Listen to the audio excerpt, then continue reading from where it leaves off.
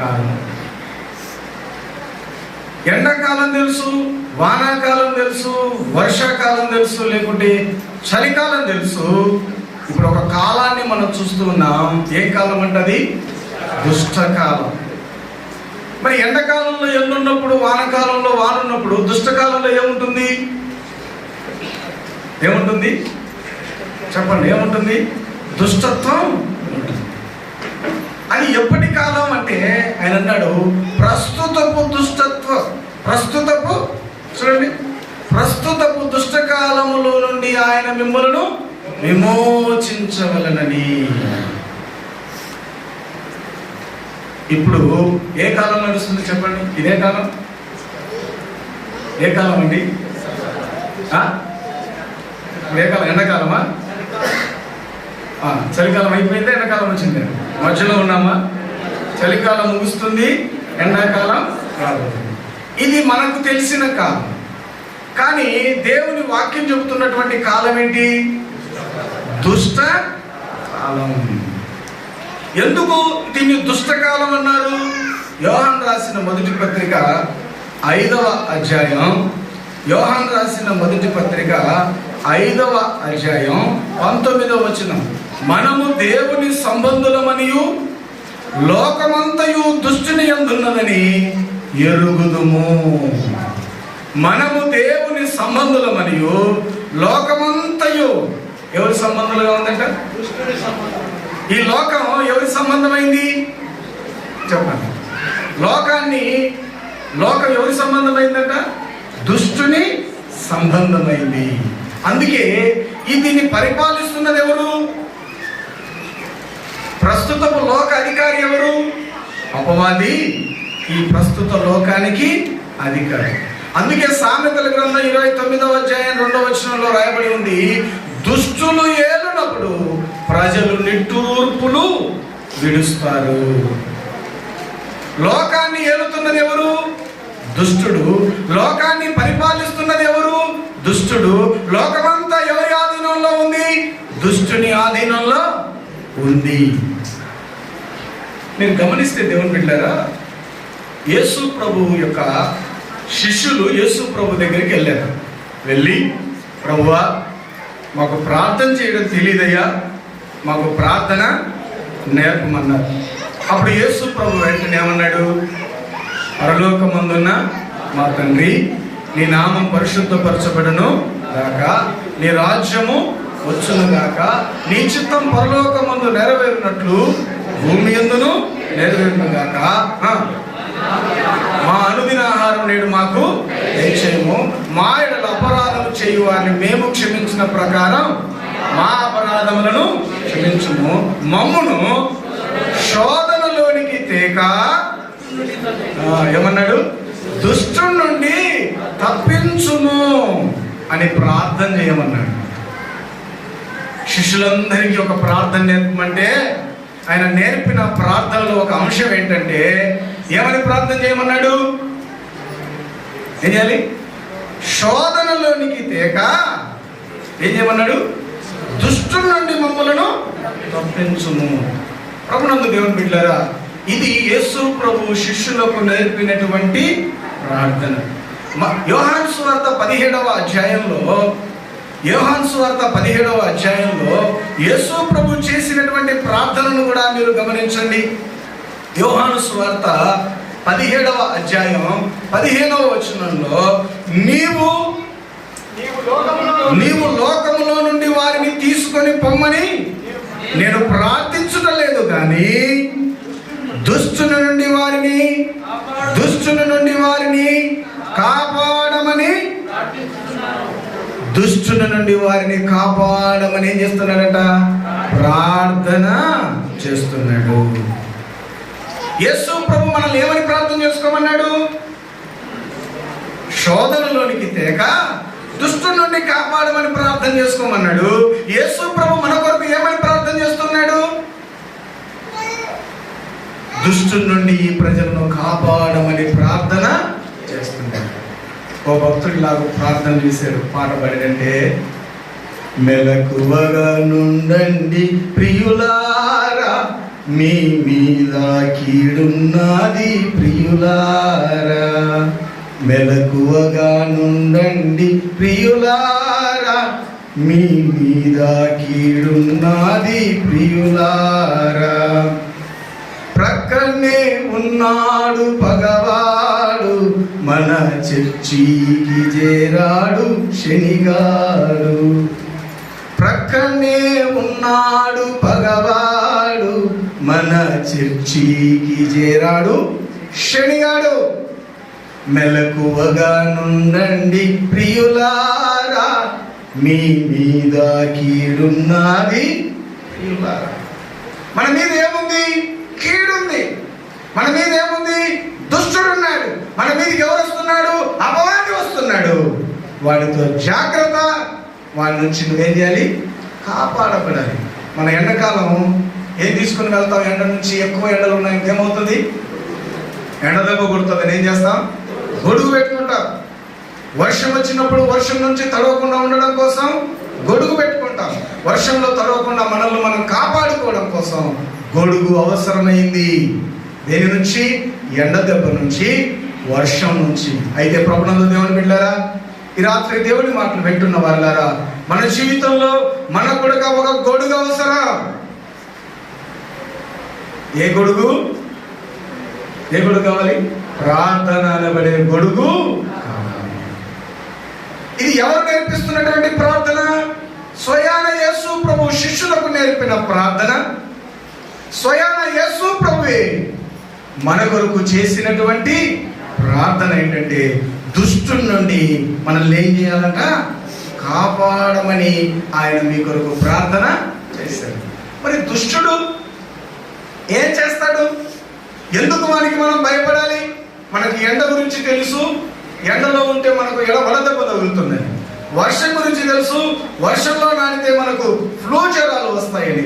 చలిలో ఉంటే మనకు తెలుసు, చలికి గడ్డ కడితే మన అవయవాలు కూడా గడ్డ కట్టి పోతాయని. మరి ఈ రాత్రి దేవుని బిడ్డలారా, దుష్టుడు ఏం చేస్తాడు? ఎందుకు? వారి నుండి కాపాడమని దేవుడు మన కొరకు ప్రార్థన చేస్తున్నాడు. మనం ప్రార్థన చేసుకోమని ఎందుకు చెప్తున్నాడు అని కనుక మనం గమనిస్తే, దుష్టుడు మనలోనికి ఎలా వస్తాడో తెలుసా? ఎలా వస్తాడు? చూడండి దేవుని బిడ్డలారా, మత్తయి సువార్త 5వ అధ్యాయం, మత్తయి సువార్త 5వ అధ్యాయం 37వ వచనం. మత్తయి సువార్త 5వ అధ్యాయం 37వ వచనం చదవండి. మీ మాట అవునంటే అవును, కాదంటే కాదు, అంతకు మించినది. మీ మాట అవునంటే అవును, కాదంటే కాదు, అంతకు మించినది ఎక్కడి నుంచి వస్తుంది? చెప్పండి, ఎక్కడి నుంచి వస్తుంది? ఎక్కడి నుంచి వస్తుందంట? దుష్టుడి నుండి వస్తుంది. ఇప్పుడు మీరు చెప్పండి, సెల్ ఫోన్ వచ్చిన తర్వాత మనం ఎక్కడో ఉంటాం, ఏం చెప్తాం? ఇంట్లో ఉంటాము, ఏం చెప్తాం? ఎక్కడో బయట ఉన్నామని చెప్తాం. బయట ఉంటాం, ఇంట్లో ఉన్నామని చెప్తున్నాం. ఇప్పుడు మనం ఎవరి సంబంధం అయిపోయాం? మనలోనికి ఎవడొచ్చాడు? మనలోనికి? ఇప్పుడు మనం ఎవరి సంబంధాలుగా ఉన్నాం? నీ మాట అవునంటే అవును, కాదంటే కాదు, అంతకు మించున్నది. ఏమవుతుందంట? అంతకు మించింది ఎక్కడి నుంచి వస్తుంది? ఎట్లా నాటాడు వాడు? చూడండి ప్రభునందు దేవుని బిడ్డలారా, మత్తయి సువార్త 13వ అధ్యాయం 38వ వచనాన్ని కనుక మనం గమనిస్తే, మత్తయి సువార్త 13వ అధ్యాయం 38వ వచనం. పొలము లోకము, మంచి విత్తనములు రాజ్య సంబంధులు, గురుగులు దుష్టుని సంబంధులు. 24వ వచనాన్ని కనుక మనం గమనిస్తే, ఆయన మరి ఒక ఉపమానం వారితో చెప్పును. ఏమనగా, పరలోక రాజ్యము తన పొలములో మంచి విత్తనము విత్తిన ఒక మనుషుని పోలి ఉన్నది. మనుషులు నిద్రించుచుండగా అతని శత్రువు వచ్చి గోధుమల మధ్య గురుగులు విత్తి, గోధుమల మధ్య ఏం విత్తాడట? గురుగులు విత్తాడట. గురుగులు విత్తినప్పుడు ఆ ఆ మొలకలు పెరిగి గింజ పట్టి గురుగులుగా ఆగపడెను. విత్తినటువంటి గురుగు ఏమైందంట? గింజ పట్టినప్పుడు అవి ఎలా కనపడ్డాయి? మొట్టమొదట మొలకల్లాగానే కనపడ్డాయి. ఆ తర్వాత ఎలా కనపడ్డాయి? గురుగుల్లాగా కనపడ్డాయి. ప్రభునందు దేవుని బిడ్డలారా, మనం నిద్రించేటప్పుడట అపవాది వచ్చి మన మనసులో ఏం విత్తుతున్నాడట? గురుగును విత్తుతున్నాడు. ఎట్లా విత్తుతాడు? మీరు గమనించండి. విత్తేది ఎలా విత్తుతాడో చూడండి. యోహాను సువార్త 13వ అధ్యాయం 3వ వచనాన్ని మనం 2వ వచనాన్ని మనం గమనిద్దాం. యోహాను సువార్త 13వ అధ్యాయం 2వ వచనం. వారు భోజనము చేయుచుండగా ఆయనను అప్పగింపవలెనని సియోను కుమారుడకు ఇస్కారియోతు యూదా హృదయంలో అపవాది అంతకు ముందు ఆలోచన ఏం పుట్టించాడట? ఆలోచన పుట్టించి ఉండెను. ఏం పుట్టించాడు? ఎక్కడ పుట్టించాడు? మా వినాలి. ఆలోచన ఎక్కడ పుట్టించాడు? హృదయంలో. ఏమని ఆలోచన పుట్టించాడు? మీ అందరికీ తెలుసు కదా. యేసు ప్రభుకి ఎంతమంది శిష్యులు ఉన్నారు? 12 మంది శిష్యులు ఉన్నారు. అందరిలో ఒకటి పేరు ఎవరు? ఇస్కారియోతు. వాడి ఆలోచనలన్నీ ఏంటి? మన దగ్గర డబ్బు సంచి ఉండడం వల్ల వాడు ఎప్పుడు వాడి దృష్టి అంతా ఎవరి మీద ఉంటుంది? డబ్బు మీదనే దృష్టి. ఇస్కారియోతు యూదా ఏ దృష్టి ఉందంటే ఆయనకి? డబ్బు సంచి ఉండడం వల్ల వాడి దృష్టి అంతా ఎవరి మీద ఉంటుంది? డబ్బు. ఎవరన్నా యేసు ప్రభు తీసుకుని వచ్చి, మనందరికీ తెలిసిన ఒక ఉపమానంలో ఓ స్త్రీ అత్తరు గుడ్డి తీసుకుని వచ్చి పగలగొట్టి యేసు ప్రభు పాదాలు కడుగుతూ ఉంటే వాడు అన్నాడు, అమ్మా ఇంత అత్తరు ఎందుకు వేస్తున్నావు? ఇది తీసుకొని పేదలకు అమ్మి లేకుంటే అమ్మి ఆ వచ్చిన డబ్బుతో బీదలకు పంచిపెట్టవచ్చు కదా అని ఆలోచన చెప్పాడట. అయితే పరిశుద్ధాత్మ దేవుడు రాశాడు, వాడు బీదల మీద ఉన్న కనికరంతో కాదు, వాడేంటి? వాడు డబ్బు సంచి వాడి దగ్గర ఉన్నందున, అందులో నుంచి దొంగిలించుతున్నందున వాడు ఆ మాట చెప్పాను. వాడికి దేని మీద ఆశ ఉంది? చెప్పండి.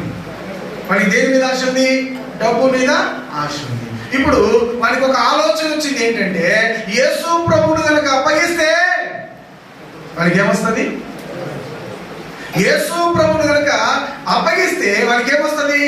డబ్బు వస్తుంది. ఆ డబ్బు రావాలంటే ఆ యేసు ప్రభువును అప్పగించాలన్న ఆలోచన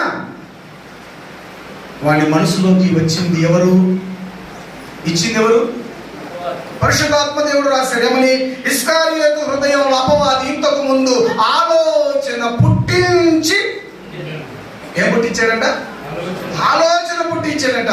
ఆ ఆలోచన తీసుకున్న వాడు ఏం చేశాడు? వాళ్ళ దగ్గరికి వెళ్ళి, నేను యేసు ప్రభువును పట్టిస్తాను, మీరు నాకేమిస్తారని మరి ఏమనుకున్నాడు?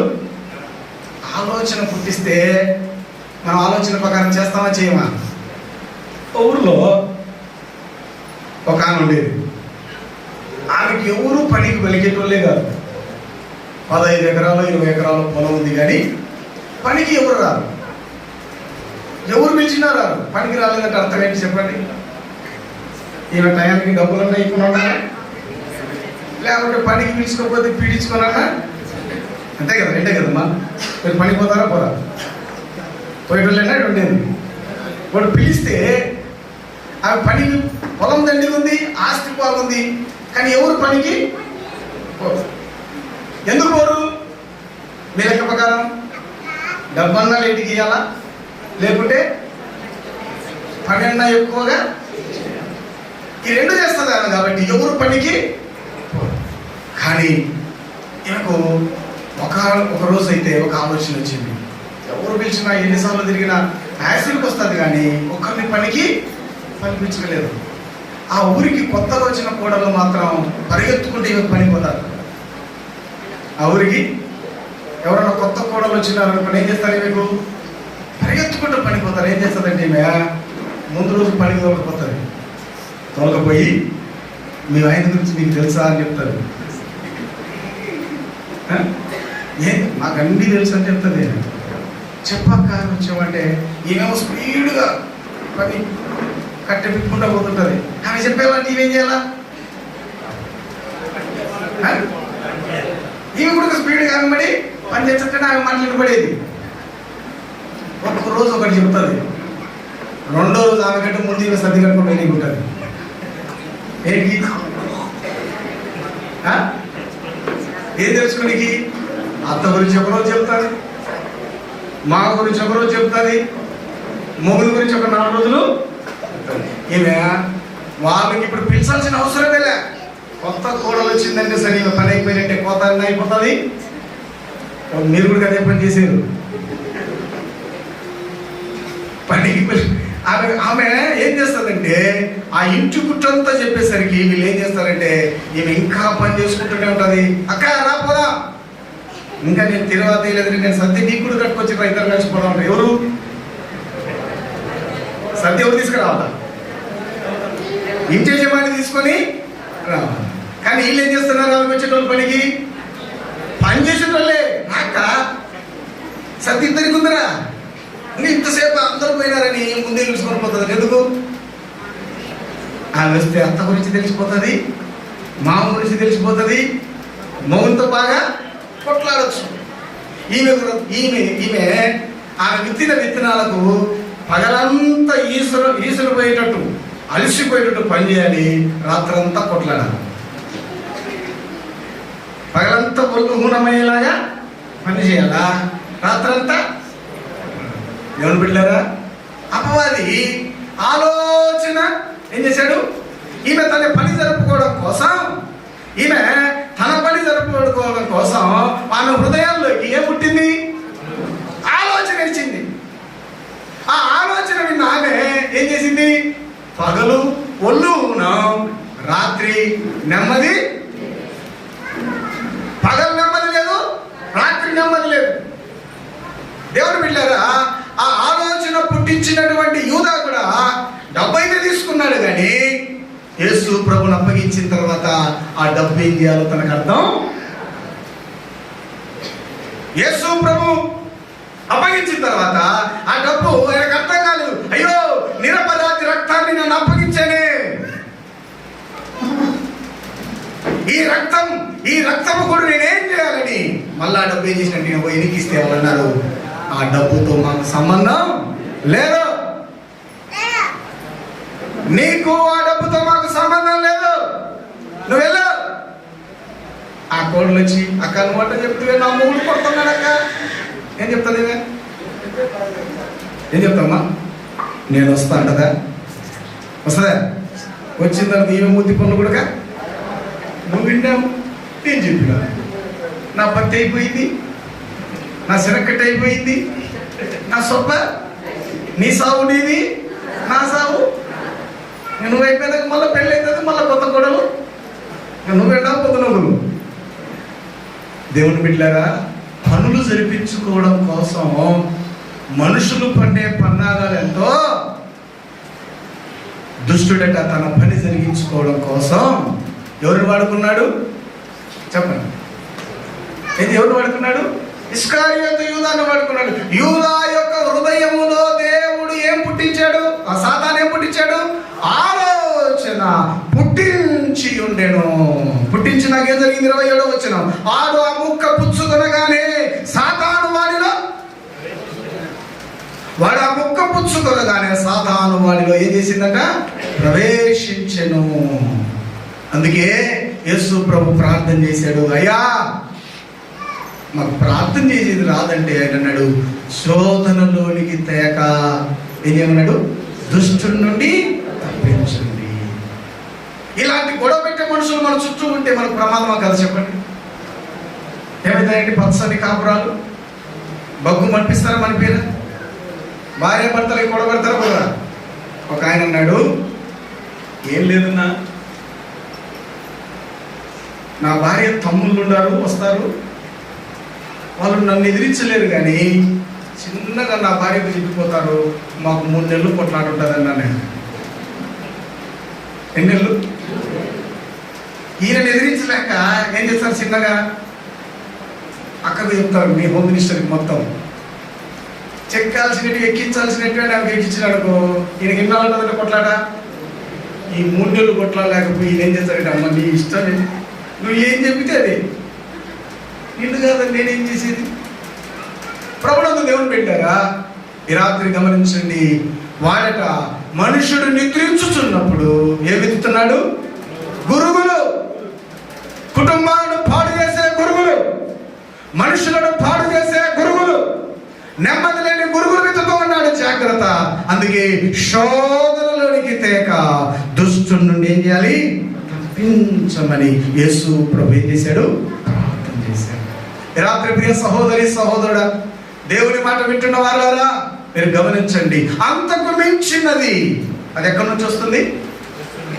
అంతకు మించినది. నీ మాట అవునంటే అవును, కాదంటే కాదు. అంతకు మించినది వస్తుంది నీ నోట్లో నుంచి. అంటే ఎక్కడి నుంచి వస్తుంది అది? మన ఈజీగా నేను భలే ఆడాను అబద్ధాలని ఒక ఆయన నవ్వుకుంటున్నాడు. ఎంత బాగా తిక్కుంటే చెప్పిన మాటల్లో నమ్మాడని నవ్వుకుంటున్నాడు. కానీ నిన్ను వాడుకున్నది ఎవరు? చెప్పండి. అబద్ధాలు ఆడుతున్నాం కదా. ఇప్పుడు అబద్ధాలు ఆడారు మనం అందరం ఏ కాలంలో ఉన్నాం? చెప్పండి.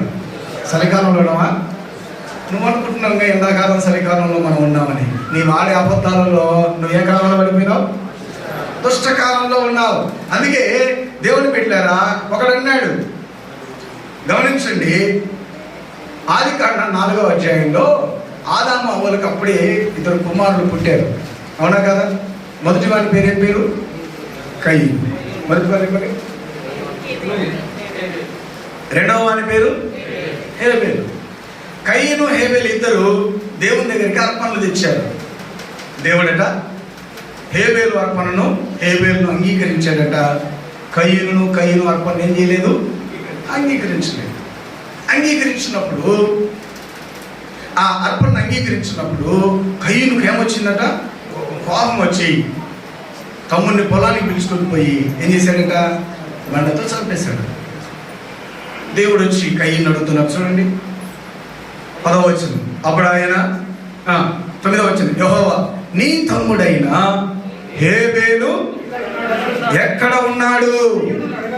నీ తమ్ముడైన హేబేలు ఎక్కడ ఉన్నాడని కయీను అడగగా అతడు నేను ఎరుగను, నా తమ్మునికి నేను ఏమన్నాడు? నా తమ్మునికి నేను కావలి వాడనా? ఇంకా అప్పుడు ఆయన నీవు చేసిన పని ఏమిటి? నీ తమ్ముని రక్తం యొక్క స్వరం నేలలో నుండి నాకు మొదలుపెడుతున్నాడు. 8వ వచనంలో రాయబడింది, వాడు పొలంలో ఉన్నప్పుడు కయీను తన తమ్ముడైన హేబేలు మీద పడి అతను ఏం చేశాడట? చంపాడట. చంపిన తర్వాత యేసు ప్రభు వచ్చి అడిగాడు, అయ్యా హేబేలు ఎక్కడ? అయ్యా హేబేలు ఎక్కడ అంటే ఏం చెప్పాడు? చంపాడా లేదా? చంపింది ఎవరు? ఇప్పుడు ఏమన్నాడు? నేనేమన్నా? రోజు ఒక ఆమె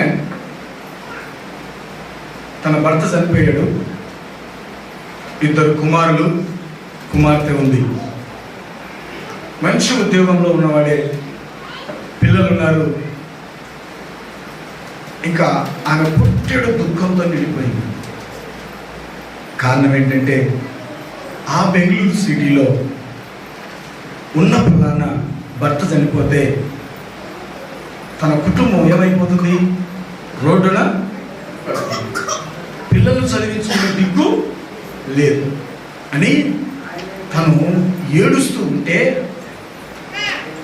ఏడుస్తూ ఉంటే ఆ చుట్టుపక్కల ఉన్న వాళ్ళందరూ కన్నీరు రాల్చేశారు. ఒకవైపు ఆమె ఏడుస్తుంటే ఆమెను ఏడుస్తూ చూడలేక చుట్టూన్న వాళ్ళందరూ కూడా ఏం చేస్తున్నారు? ఏడుస్తున్నారు. మీడియా కూడా వెళ్ళి ఆ పరిస్థితిని చూసి మీడియా వాళ్ళు కూడా తట్టుకోలేకపోయారు. ఇంకా ఎందుకంత తట్టుకోలేకపోయారంటే ఆమె అనేది, ఇదిగో నా భర్త లేని జీవితం నాకు వద్దు, నన్ను నా 3 పిల్లలను చంపేయండి, నన్ను నా 3 పిల్లలను చంపేయండి బాబు, చంపేయండి అని అందరి కాళ్ళు పట్టుకొని ఏడుస్తుంది. నా భర్త చనిపోయాక మేమేం బతికి ఏం ప్రయోజనం? ఏం పెట్టి పోషించాలి వీళ్ళని? కాబట్టి నన్ను చంపేయండి అని ఏడుపులు గగ్గోలు పెట్టి చావడానికి వెళ్తుంది. భర్తతో పాటు చచ్చిపోయేదానికి అన్ని ప్రయత్నాలు చేస్తుంటే శవముక్కలు పెట్టుకొని ఈమె ప్రాణాలు ఆపేదే వాళ్ళకు పెద్ద సవాలుగా మారింది. వారం రోజులు ఈమెకు రాత్రింబగళ్ళు కంటికి రెప్ప ఏడమన కన్ను గుర్తితే ఏమేమవుతుంది, చస్తదేమోనని భయపడిపోయారు. 15 రోజులు అయిన తర్వాత కొంచెం సద్దుమనిగినాక వాళ్ళ తమ్మునికి ఒక డౌట్ వచ్చింది. చనిపోయిన తమ్మునికి, ఏంది ఇంత పరిస్థితి ఇలా ఉంది, మా అన్న మీద ఇంత ప్రేమ ఉంటే ఈయనకెందుకు ఇలా పరిస్థితి ఉంది? కొంచెం ఇన్వెస్టిగేషన్ చేస్తే ఆ భర్తను చంపింది ఆ పిల్ల. ఆ భర్తను చంపింది ఎవరు? చంపింది తానే. మళ్ళీ ఏం చేస్తుంది? అందరినీ నమ్మించేటట్టు ఏం చేస్తుంది? ఏడుస్తుంది. ఈరోజు లేరన్నట్టు ఉన్నారా లేదా? ఇంట్లో భర్తను కొట్టి బయటికి వచ్చి ఏడ్చేటోళ్ళు ఉన్నారా లేదా?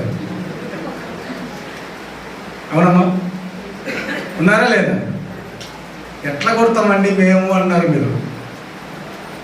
భర్త చేతితో కొడితే మీరు మాటతో కొడతారా? కొట్టచ్చా లేదమ్మా? మాటతో కొట్టచ్చా కొట్టలేదా? మాటతో కూడా కొట్టే కాదు, ఎంత పెద్దవాడినైనా కానీ చిన్న మాటతో ఏం చేస్తారు? బాబా భలే చెప్పినావులే అంటే అయిపోయాక భుజం మీద ఉన్న వల్లే వేస్తే కట్టుకున్న గోసి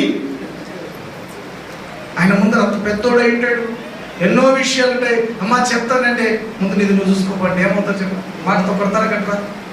కొట్టినట్టే కదా. మనుషులకు ఏం లేదంటే భయం. ఎందుకు వీళ్ళకు భయంలో లేదంటే వీరిలో దేవుడు గురుగులను అపవాది ఏం విత్తాడు? గురుగులను విత్తాడు. గురుగులను విత్తినాక వీరిలో దేవుని భయం కొద్దిగా లేదు.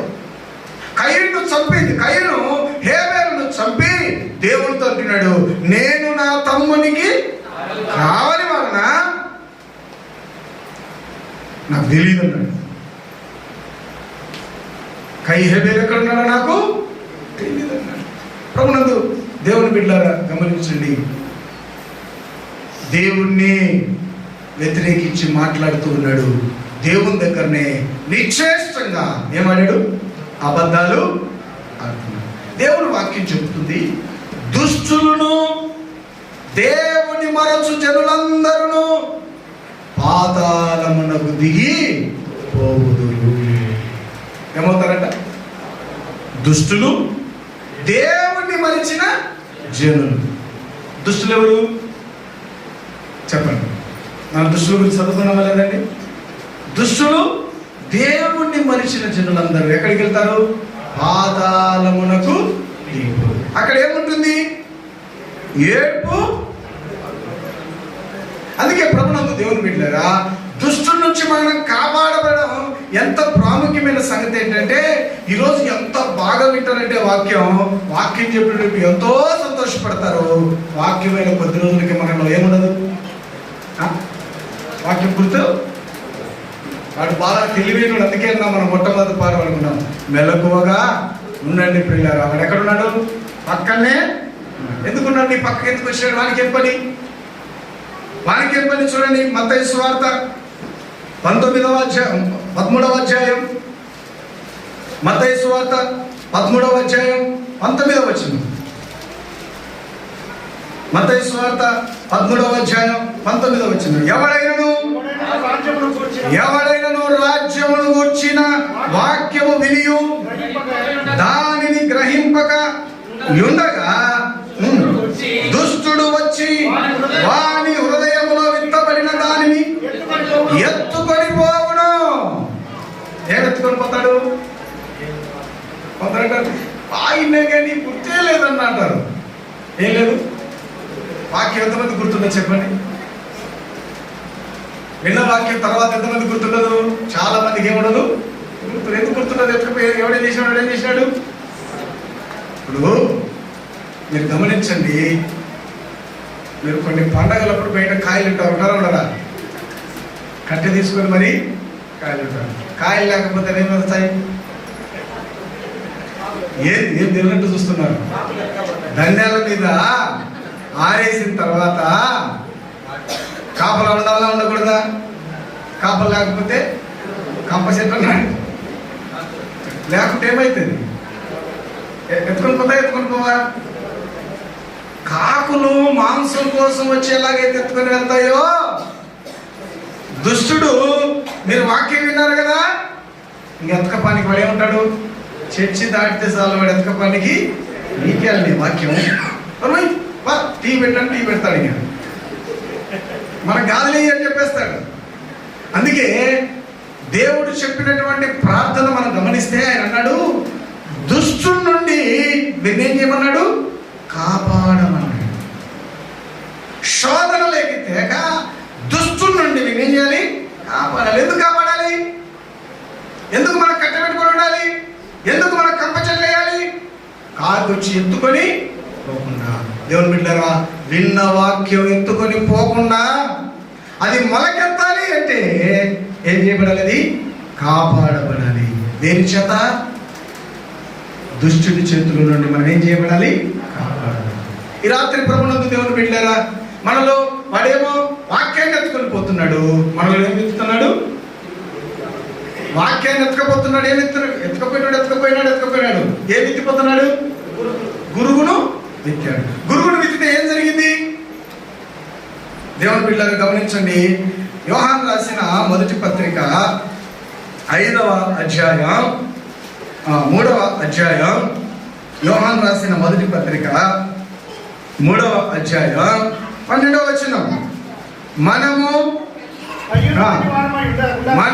కయీను వంటి వారమై, వాడు దుష్టుని సంబంధి అయి వాడు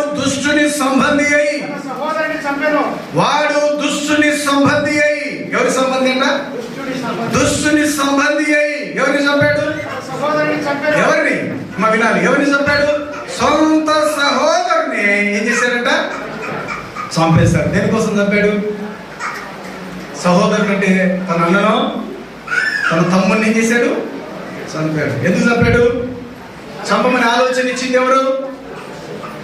చెప్పండి. కయీను హేబేలును చంపమని ఆలోచన ఇచ్చింది ఎవరు? ఎవరు చెప్పాలి? ఎవరు? దుష్టుడు. ఏం ఎత్తాడు? వాక్యాన్ని ఎత్తుకుని వెళ్ళాడు, గురుగును ఎత్తిపోయాడు. ఈ గురుగు మొదటగా ఈ గురుగు ఎలా ఉందంటే పచ్చగా ఉంది.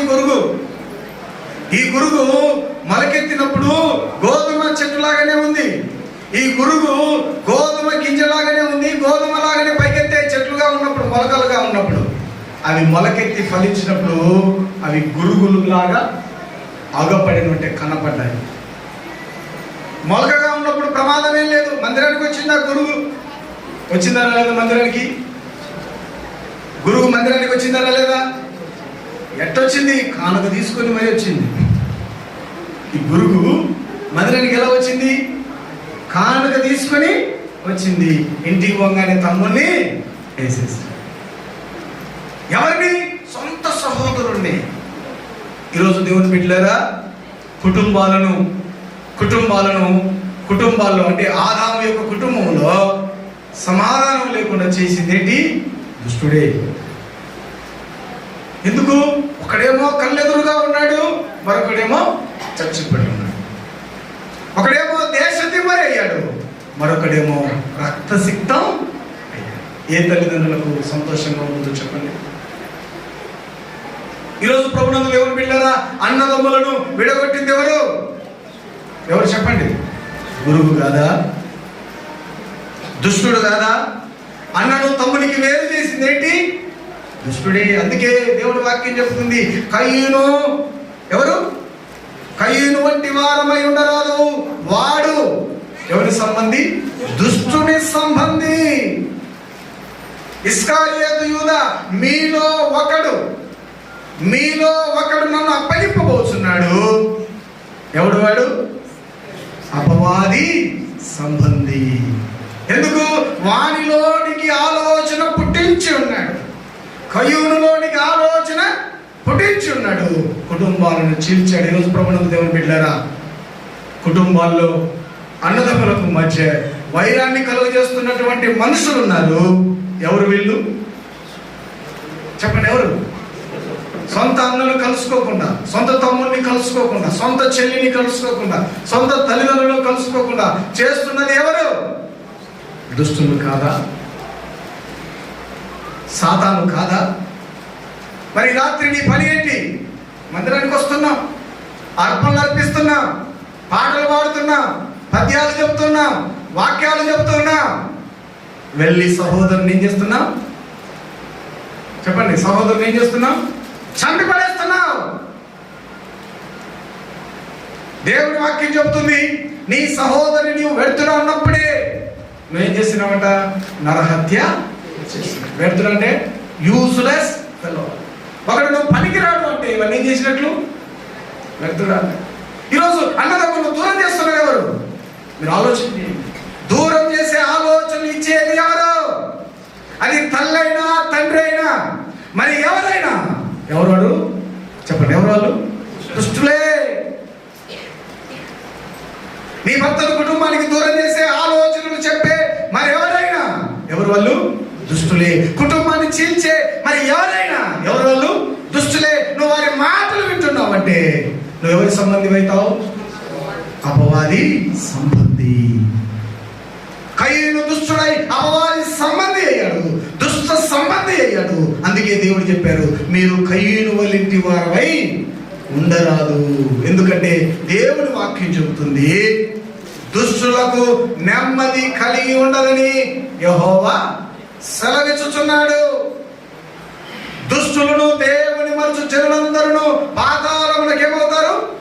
దిగిపోతారు. దుష్టుని యొక్క దోషములు వాడిని ఏం చేస్తాయి? చిక్కుల పెడతాయి. ప్రభునందు దేవుని బిడ్డలారా, ఈ రాత్రి దేవుని మాటలు వింటున్న వాళ్ళారా, ఒక విషయాన్ని మీరు ఆలోచన చేయండి. పేతురు తన రాసిన పత్రికలో ఒక మాట చెప్తూ ఉన్నాడు, గమనించండి. పేతురు రాసిన మొదటి పత్రిక, పేతురు రాసినటువంటి మొదటి పత్రిక, పేతురు రాసినటువంటి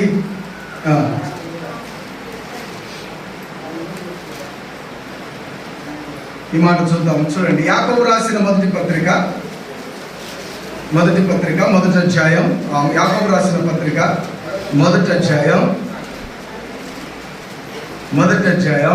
21వ వచనాన్ని మనం చదువుకుందాం.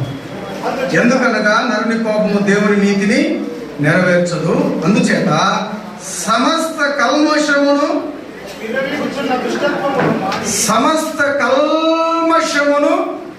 ఏమి ఎదుగుతుందట? వినాలి మాట. సమస్త కల్మషమును వినాలి. ఆ మాట చదవండి. విర్రవీగుచున్న దుష్టత్వం ఏం చేస్తుందంట? చెప్పండి, దుష్టత్వం ఏం చేస్తుందంట? అందుకే దుష్టులంట వారి కాలము కొద్ది కాలమేనంట. దుష్టులకు విజయము కొద్ది కాలమే. యోబు రాసిన పత్రిక 20 అధ్యాయం యోబు 24 వచనంలో రాయబడింది, దుష్టులకు విజయము కొద్ది. ఇక్కడ ఉన్నటువంటి మాట ఏంటంటే, సమస్తమైన కల్మషమును విర్రవీగుచున్న దుష్టత్వమును మాని లోపట నాటబడి మీ ఆత్మలను రక్షించుటకు శక్తిగల వాక్యమును సాత్వికముతో ఏం చేయాలి? అంగీకరించుడి.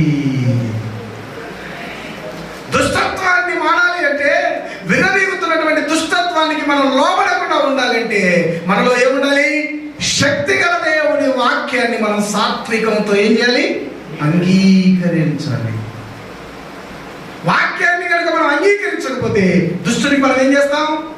వచ్చి వాడు ఏం చేస్తాడు? కాపలా లేకపోతే ఏం చేస్తాడండి? ఎత్తుకొని పోతాడు. ఎత్తుకొని కూడా వాడు ఎత్తుకొని పోకుండా ఉండాలంటే వాక్యాన్ని మనం ఏం చేయాలి? అంగీకరించాలి. ఎలాగా? సాత్వికముతో లోపల నాటబడి, బయట కాదు. వాక్యం ఎక్కడ నాటబడాలి? లోపల నాటబడి ఆత్మలను రక్షించుటకు శక్తిగల వాక్యము సాత్వికముతో ఏం చేయమన్నాడు? సాత్వికముతో ఏం చేయాలంట? అంగీకరించుడి.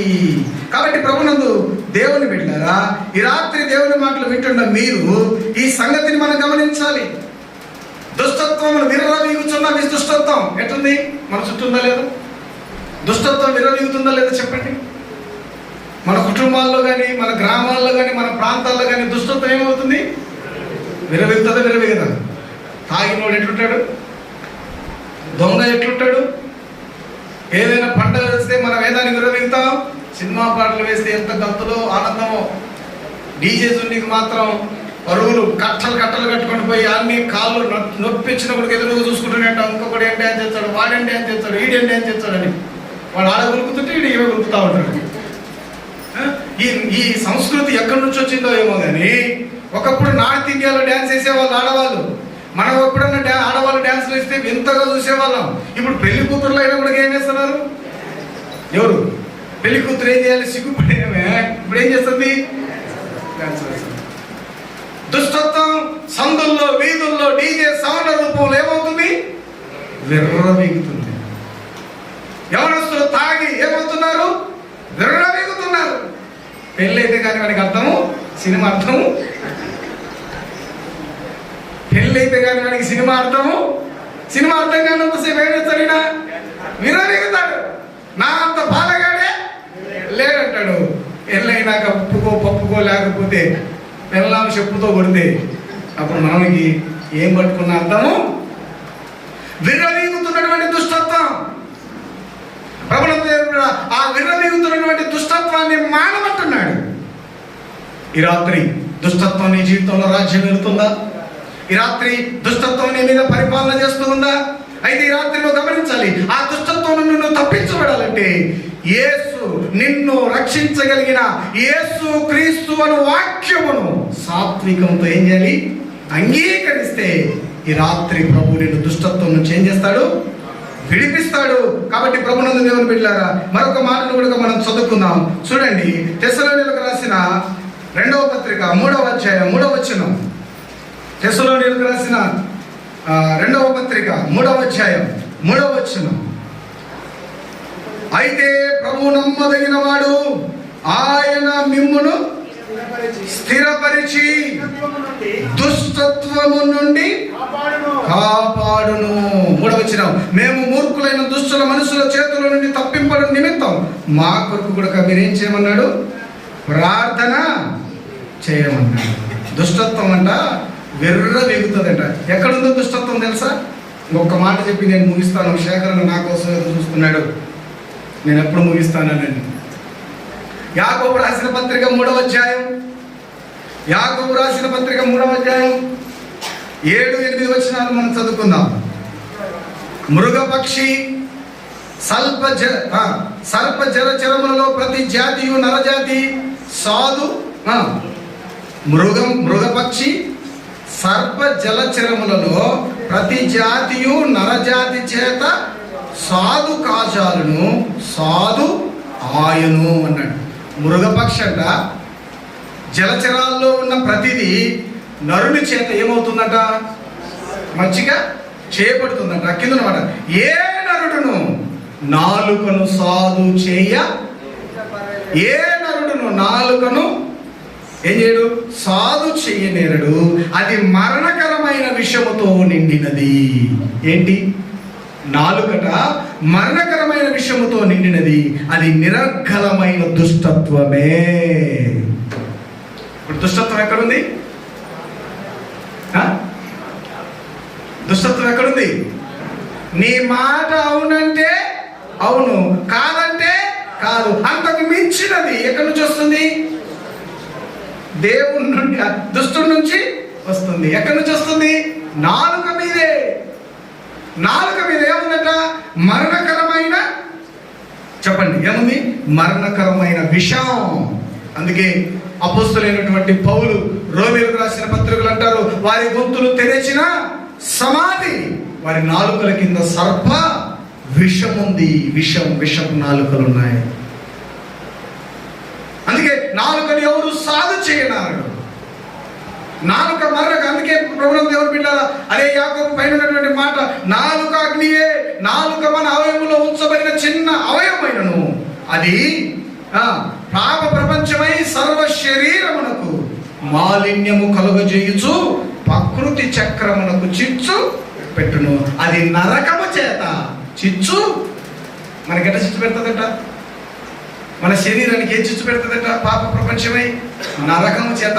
ఈ నాలుక పాపం, ఈ నాలుకలో ఉన్న మరణకరమైన విషం చిమ్మి ఆ అగ్ని మనల్ని ఏం చేస్తుందంటే నరకానికి పాత్రులుగా చేస్తుంది.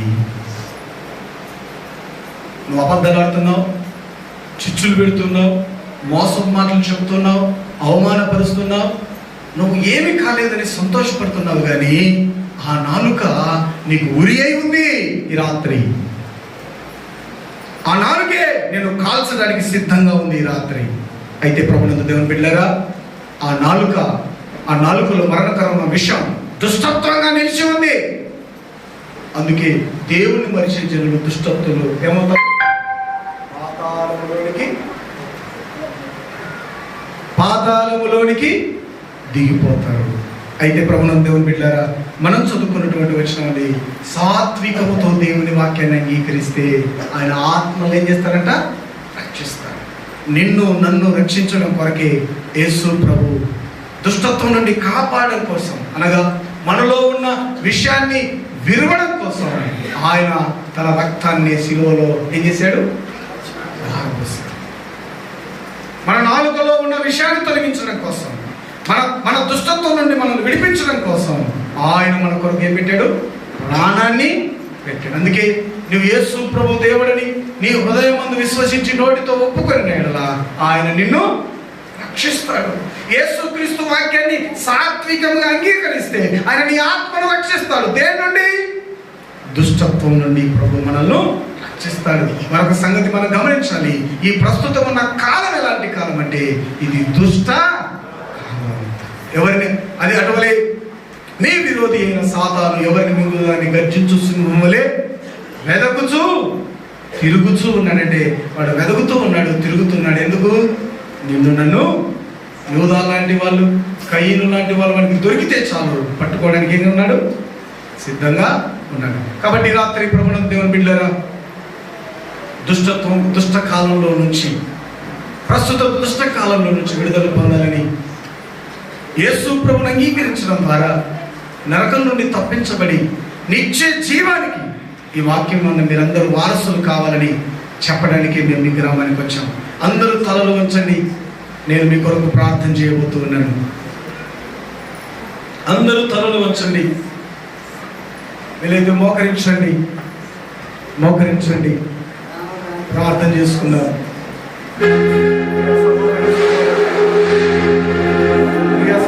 సహోదరుడా,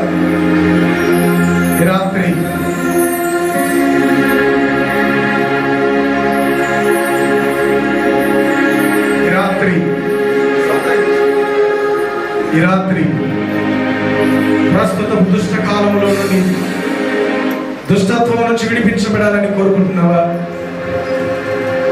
దుష్టత్వం నీ మీద, నీ కుటుంబం మీద రాజ్యం వెళుతూ ఉందా? పాపం నుంచి విడుదల పొందాలని కోరుకుంటున్నావా? నాలుక అగ్ని,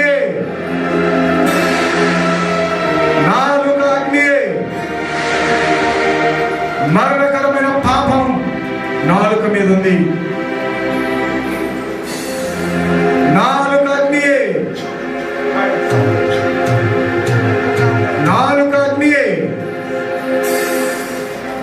అది చిన్న అవయవమైన సర్వ శరీరానికి మాలిన్యాన్ని కలుగజేస్తూ ఉంది. సర్వ శరీరానికి మాలిన్యాన్ని కలుగజేసి ప్రకృతి చక్రానికి చిచ్చు పెడుతుంది. నీ నాలుకే నేను నరకానికి ఇడుస్తుంది, నీకు తెలుసా? నీ నాలుకే నిన్ను మరణానికి లాక్కుని వెళ్తుంది, తెలుసా? నీ నాలుకను సాధు చేయలేమన్న సంగతి నీకు తెలుసా? అయితే దుష్టకాలంలో ఉన్న నిన్ను నన్ను నడిపించడానికి, దుష్టకాలంలో ఉన్న నిన్ను నన్ను విడిపోషించడానికి యేసు ప్రభువుల వారు 2024 సంవత్సరాల క్రితం మన కొరకు వచ్చాడు. ఆ యేసు ప్రభువుని నువ్వు సాత్వికంతో అంగీకరిస్తే ఈ రాత్రి నీ ఆత్మను రక్షించడానికి ఆయన సిద్ధంగా ఉన్నాడు. నిన్ను రక్షించడానికి సిద్ధంగా ఉన్నాడు. దుష్ట కాలంలో నుండి నిన్ను విమోచించడానికి సిద్ధంగా ఉన్నాడు. ఎందరైతే విమోచింపబడాలని రాత్రి కోరుకుంటున్నారో మీ చెయ్యి చూపించగలరా? ఎందరు విమోచింపబడాలని కోరుకుంటున్నారో మీ రాత్రి చెయ్యి చూపించగలరా? సహోదరి సహోదరుడా, నా ప్రభు నిన్ను విమోచించునుగాక. ప్రియ సహోదరి, నా ప్రభు నిన్ను విమోచించునుగాక. నీ మరణకరమైన విషయం నుండి నిన్ను విడిపించునుగాక. నీలో ఉన్న విషయాన్నైనా విరిచివేయునుగా. యేసు రక్తం ప్రతి పాపమును కడిగి మనల్ని పవిత్రపరుస్తుంది. దుష్టకాలం, ప్రస్తుతం దుష్టకాలంలో నేను విమోచిస్తూ ఉన్నాడు. ఇదిగో విమోచించాలంటే నువ్వేం చేయాలి తెలుసా? నా ప్రభువా, నీవు నా కొరకు ప్రాణం పెట్టావయ్యా అని నీ హృదయంలో విశ్వసించి అంగీకరించినేడలా ఈ రాత్రి గొప్ప విడుదల నీకు కలుగుతుంది. గొప్ప విడుదల కలుగుతుంది. నోటితో ఒప్పుకొని హృదయం ముందు విశ్వసించినేడలా గొప్ప రక్షణ ఈ రాత్రి నీకు వస్తుంది. ఒప్పుకుంటావా? ప్రభువా, నేను నిన్ను అంగీకరిస్తున్నా. సాత్వికమైన మనసుతో ఆయన వాక్యాన్ని అంగీకరిస్తే, లోపల నీ వాక్యాన్ని ఆయన అంగీకరిస్తే ఆయన నీ ఆత్మను రక్షించగలిగిన సమస్తమైన దుష్టత్వం నుండి నేను విడిపించే దేవుడుగా ఉన్నాడు. యేసు ప్రభు చేసిన ప్రార్థనలు చేయగల దుష్టుల నుండి నన్ను తప్పించుకోవాలి. దుష్టత్వం నుంచి నా నాలుకను విడిపించయ్యా. మరకరమైన విషయం నుండి నన్ను విడిపించు ప్రభు. ఈ నాలుకతో నేను అబద్ధం ఆడుతున్నాను, కానీ ఇదే నాలుక ఒక రోజు నన్ను కాల్చబోతుందయ్యా. ఈ నాలుక నుంచి నన్ను విడిపించు నాయన. ఏ నాలుకనైతే నేను చిచ్చులు పెట్టాను, ఏ నాలుకనైతే నేను మోసం చేశాను, ఏ నాలుకనైతే నేను అబద్ధాలు ఆడాను, అదే నాలుక నన్ను కాల్చబోతుంది ప్రభు. ఈ రాత్రి ఆ నాలుక నుండి నన్ను విడిపించు నాయన. నన్ను విడిపించు ప్రభు అని ప్రార్థన చేసుకున్నాను. అలాగే ఈ రాత్రి మీలో ఎవరైనా అనారోగ్యంగా ఉంటే నేను మీ కొరకు ప్రార్థన చేస్తూ ఉన్నాను. ఎక్కడ వారు అక్కడ మీ అనారోగ్యంగా ఉన్న స్థలాల్లో మీరు చేయి పెట్టుకొని నాతో పాటు ఏకీభవించండి. ప్రార్థన చేస్తున్నాం. పాపం ఒప్పుకున్న నీవు ప్రభు సన్నిధిలో యోగ్యురాలు. నీ కుటుంబంలో ఏ సమస్యతో నీవు ఉన్నావో ప్రభు నమ్మదగిన వాడు, సహాయం చేసేవాడు. ఏ సమస్యతో నువ్వు వచ్చావో ఈ రాత్రి ఇదిగో ప్రభు దగ్గర ఒప్పుకున్నావుగా, ఇప్పుడు నిన్ను ముట్టడానికి ఆయన సిద్ధంగా ఉన్నాడు. సహోదరి, అప్పుల్లో ఉన్నావా? ఆర్థిక ఇబ్బందుల్లో ఉన్నావా? అనారోగ్యంతో ఉన్నావా? కుటుంబ సమస్యలతో ఉన్నావా? సమాధానం లేకున్నావా? ఎస్, దేవుడు ఇక్కడే ఉన్నాడు, మనతో ఉన్నాడు. ఆయన నమ్మదగిన వాడు, నీతిమంతుడు. నోరు విప్పి ఒక్క మాట ఒకసారి చెప్పండి ప్రభు.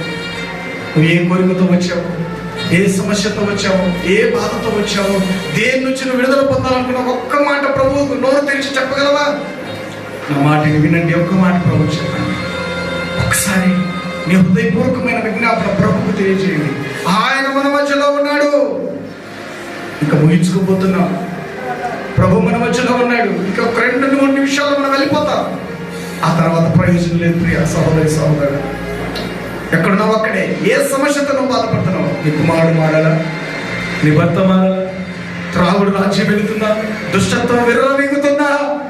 ఈ రాత్రి నా దేవుడు చాలినవాడు, విశ్వము నుండి విరవడానికి శక్తిమంతుడు, పాపమును విరిచినవాడు. పాపమును విరిచినవాడు ఆయన. లోకాన్ని జయించినవాడు. లోకాన్ని జయించినవాడు ఆయన. ఈ రాత్రి నేను విడిపించడానికి సిద్ధంగా ఉన్నాను. నోరు తెరిచి ప్రభువా నేను సమస్యలో ఉన్నాను, ప్రభువా నేను బాధలో ఉన్నాను, ప్రభువా అని మొరపెట్టగలవా? హృదయం తెరిచి అడగండి. ప్రభు సహాయం చేసే దేవుడు ఉన్నాడు. నీ సమస్యలన్నిటి నుంచి విడుదల దయచేస్తాను. దయగల ప్రభువా, ప్రేమగల తండ్రి, మనం ఎంతో మంది ఆరోగ్యంగా ఉన్నారు, దయతో జ్ఞాపకం చేసుకుని ఆయన వారిని ముట్టండి, స్వస్థపరచండి ప్రభువా. దురాత్మల చేత బాధపడుతున్నవారిని ప్రభువాన్ని విడిపించండి నాయన. ప్రభువా నీ కార్యములు జరిగించండి. అప్పుల్లో ఉన్న వారి అప్పుల నుంచి విడుదల దయచేయండి. నెమ్మది లేని సమాధానం లేని వారు ఉన్నారు ప్రభువా, వారికి సమాధానం దయచేయండి నా ప్రభు. మరి ఇంత బాధల్లో ఉన్నారు, వివాహాలు కాని వారు ఉన్నారు ప్రభువా. ఉద్యోగాల కోసం ఎదురు చూస్తున్న వారు ఉన్నారు ప్రభువా, కనికరం చూపించండి, ఉద్యోగాలు దయచేయండి. పిల్లలు లేని వారు ఉన్నారు ప్రభువా, జ్ఞాపకం చేసుకుని వారికి పిల్లలు దయచేయండి. సమాధానం లేని వారికి సమాధానం దయచేయండి. త్రాగుబోతున్న వారి త్రాగు నుండి విడిపించండి. వ్యభిచారుల మనస్సు మార్చండి, దొంగల మనస్సు మార్చండి, అబద్ధికుల మనస్సు మార్చండి. ఈ రాత్రిని మహిమగల కార్యమును నందవరం గ్రామంలో జరిగించమని ప్రార్థన చేస్తున్నాను ప్రభు. ఈ క్షణమే నీవు నమ్మితే దేవుని మహిమను చూస్తానన్నావు ప్రభు. మేము నమ్ముతూ ఉన్నాం, విశ్వసిస్తూ ఉన్నాం. నీ విడుదల చేయబడిన ప్రతి ప్రార్థన మీరు ఆలకించారు. ఇప్పుడేమి కార్యములు జరిగించి కోరికను సిద్ధింపజేసి సఫలపరచమని యేసు ప్రభు నామమున అడిగి వేడుకొనుచున్నాము తండ్రి. అందరూ కూర్చున్నాం. దేవుడు మా ప్రార్థన విన్నాడని నమ్మిన వారు గట్టిగా చప్పట్లు కొట్టి ప్రభువును మహిమపరుద్దాం.